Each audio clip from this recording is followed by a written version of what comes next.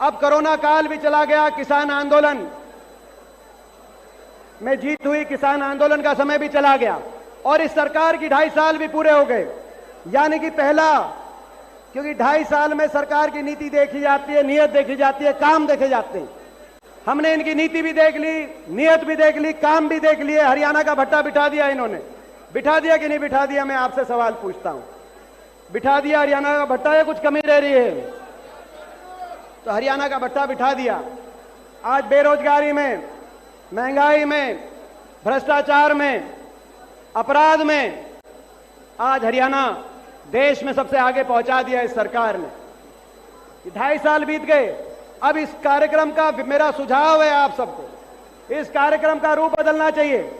यह विपक्ष आपके समक्ष केवल लोगों की आवाज उठाने के लिए नहीं, विपक्ष आपके समक्ष कार्यक्रम का आने वाला समय का जो संघर्ष हो वो लोगों की आवाज उठाने के साथ साथ हरियाणा में ऐसी जन विरोधी और भ्रष्ट सरकार को हरियाणा की सत्ता से बाहर करने का संघर्ष भी साथ साथ होना चाहिए। तो एक बार हाथ उठाकर आप इस बात का कि भाई होना चाहिए। इस सरकार को एक बार सबने हाथ नहीं खड़े करे, होना चाहिए कि नहीं होना चाहिए? इस जन विरोधी सरकार को हरियाणा की सत्ता से बाहर करने का भी संघर्ष विपक्ष आपके समक्ष, वो भी जिम्मेदारी भी आज हरियाणा हमारी तरफ देख रहा है और ये बाहर होने भी चाहिए सत्ता से, क्योंकि इन्होंने हरियाणा का बहुत नुकसान कर दिया। ये सरकार जो आज से 7-8 साल पहले हरियाणा में बनी, बीजेपी की पहली सरकार, और उसके बाद 2.5 साल के बाद इनका दोबारा से, आज ये विपक्ष आपके समझ का कार्यक्रम नहीं दिखाई दे रहा, आज ये कोई जनसभा भी नहीं दिखाई दे रही, आज तो कोई ये मेला दिखाई दे रहा है, मेला। हरियाणा के आने वाले दिनों में जो संघर्ष की आज यहां पे हम संघर्ष का संकल्प ले रहे हैं, उस संकल्प में ये आज एक मेला और एक समारोह, उत्सव समारोह, उस संकल्प का ऐसा दिखाई दे रहा है। जनता के हर वर्ग की आवाज उठाएं, लेकिन सत्ता से इस जन विरोधी सरकार को बाहर करने का संकल्प भी और वो संघर्ष भी आपको हमको करना है और होना चाहिए, क्योंकि इन्होंने भट्टा बिठा दिया। हरियाणा प्रदेश जो 2014 से पहले चौधरी भूपेंद्र सिंह हुड्डा जी के नेतृत्व में कांग्रेस पार्टी की सरकार के समय देश में नंबर 1 पे आता था। विकास दर में हम नंबर 1 थे, प्रति व्यक्ति आय में नंबर 1 थे, प्रति व्यक्ति निवेश में नंबर 1 थे, खेल खिलाड़ियों के मान सम्मान में नंबर 1 थे, किसान की हितकारी नीतियों में नंबर 1 थे, गन्ने का भाव हो, एक्सपोर्ट के धान का भाव हो, पॉपुलर का भाव हो, किसान के बिजली के कर्ज का माफी की बात हो या कोऑपरेटिव के कर्जे की माफी की बात हो, हरियाणा में देश में हरियाणा नंबर 1 पे आता था। या गरीब आदमी के सम्मान की बात हो, गरीब आदमी के हितों की योजनाओं की बात हो, डंका बोलता था कि देश में सबसे ज्यादा पेंशन है तो हरियाणा में है। देश में अगर 100 गज के प्लॉट का फैसला है एससी वर्ग के हमारे भाई, बैकवर्ड के हमारे भाई, 36 बिरादरी के गरीब परिवारों के लिए, तो हरियाणा के अंदर है। देश के अंदर मकान का अगर फैसला है, प्रियदर्शनी आवास योजना गरीब के लिए, तो हरियाणा में दाल रोटी की स्कीम कहीं है, मुख्यमंत्री मुफ्त इलाज योजना कहीं है, तो हरियाणा में है गरीब आदमी के लिए। शिक्षा में हमारा नंबर देश में नंबर 1 था। 10 साल हमारी सरकार रही, 10 साल की सरकार में हरियाणा के अंदर 12 सरकारी यूनिवर्सिटीज, 14 प्राइवेट यूनिवर्सिटीज, 15 राष्ट्रीय संस्थान, आईआईएम से लेकर एनआईडी कुरुक्षेत्र तक, national institute of design Kurukshetra से लेकर आईआईएम तक, एम्स बाड़सा से लेकर निफ्ट पंचकुला तक, तो हमारे प्रदेश का नंबर था। शिक्षा की बात हो, खेलों की बात हो, किसान की बात हो, गरीब के हितों की बात हो। लेकिन आज उस प्रदेश को 8 साल के बाद इस सरकार ने उसी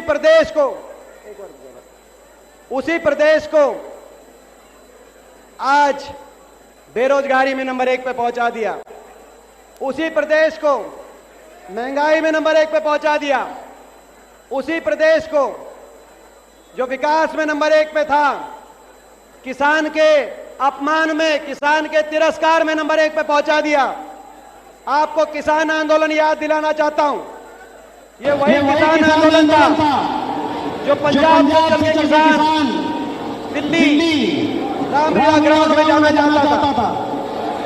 देश के किसी और प्रदेश में, पंजाब में, दिल्ली में, उत्तर प्रदेश में, राजस्थान में जहां जहां आंदोलन था, देश के किसी और प्रदेश में किसान पर कहीं सरकारी बल का प्रयोग नहीं हुआ, किसान को कहीं खरोच भी। ये मैं राजनीति से ऊपर ऊपर बात कह रहा हूं, मगर एक प्रदेश, इस आंदोलन का इतिहास लिखा जाएगा तो इतिहास में लिखा जाएगा कि एक प्रदेश, हरियाणा प्रदेश, एक सरकार खट्टर और दुष्यंत सरकार, पहली लाठीचार्ज भी पिपली में हुई, कुरुक्षेत्र में किसान पे, और आखिरी लाठीचार्ज भी करनाल मस्ताना टोल पे।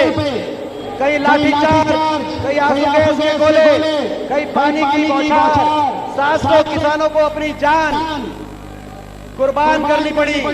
मगर हरियाणा की अहंकारी सरकार जो 1.5 साल तक चंडीगढ़ से बाहर नहीं आ पाए मुख्यमंत्री, केवल किसान की आवाज को कैसे दबाया जाए, आज इस प्रदेश को किसान के अपमान में भी पहुंचा दिया, गरीब के शोषण में आज नंबर 1 पर पहुंचा दिया। 100 गज की स्कीम बंद, मकान की योजना बंद, दाल रोटी की योजना बंद, आज इस प्रदेश को भ्रष्टाचार में नंबर 1 पहुंचा दिया।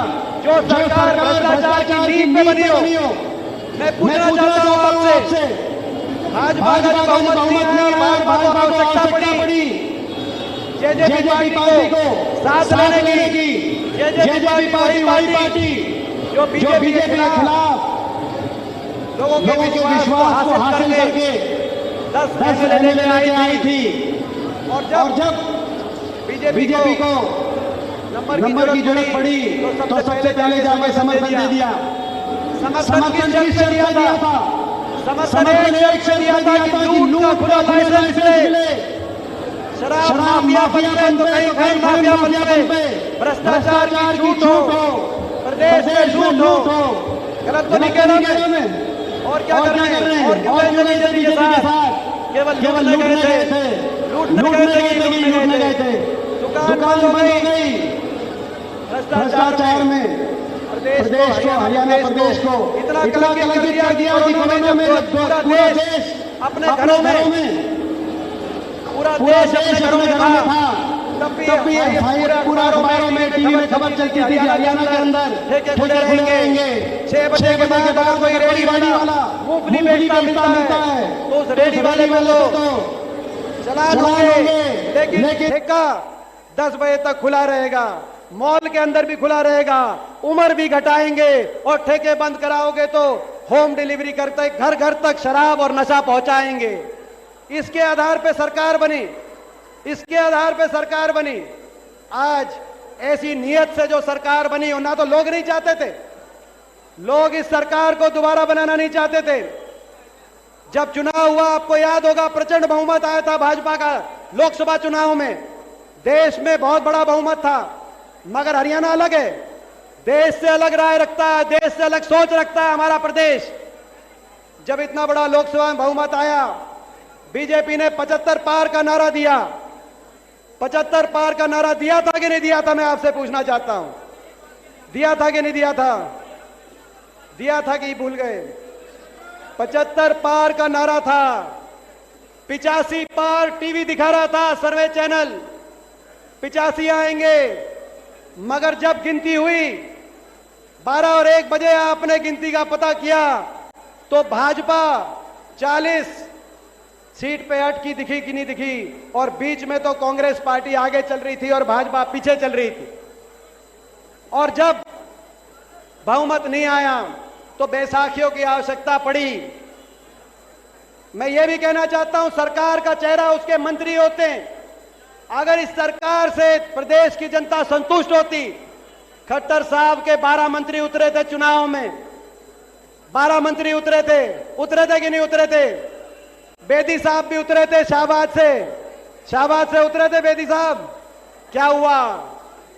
12 मंत्री उतरे थे, लोगों ने धाराशाही किया, लोगों ने सत्ता से बाहर किया।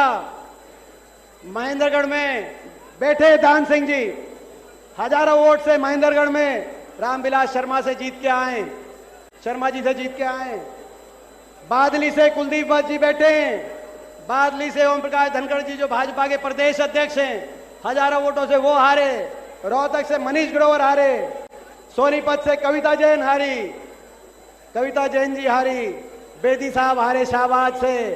सारे मंत्रिमंडल को अगर लोग सरकार से संतुष्ट होते तो मंत्रियों को पहले जिताते। और इसराना से बैठे, ये बैठे बलवीर वाल्मीकि कितने हजार वोट से जीत के आया इसराना हल्के से। कृष्ण पवार जी इसराना से इनके मुकाबले में थे, सारे मंत्रियों को हरा दिया था, 40 पे सुई रोक दी थी।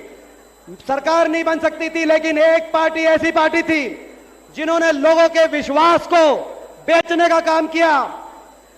10 वोट 10 सीट ले गए इस बात पे कि भाजपा को सत्ता से बाहर करेंगे, जमुना से पार करेंगे। जेजेपी पार्टी चुनाव निशान, चाबी चुनाव निशान हो सकता है, लेकिन ताला चाइनीज ताला था।